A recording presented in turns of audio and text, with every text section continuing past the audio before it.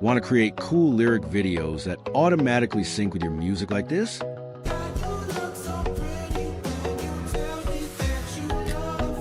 But before we start, let me introduce the EYD2K webcam autofocus with built-in microphone. This webcam coming with 3 million sensor pixels, 360-degree rotatable head, tripod mounting hole, USB plug and play.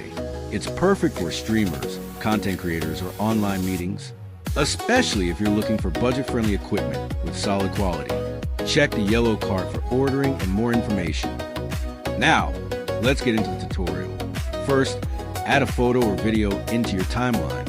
Make sure you set your aspect ratio and remove original audio if needed. Next, add the song you want to use for the lyrics. Adjust the duration of both the clip and the audio. Then go to the capture menu. Select Auto Lyrics. Choose the language. Then click Generate and wait for the process to complete. Once finished, go to the template panel on the right side.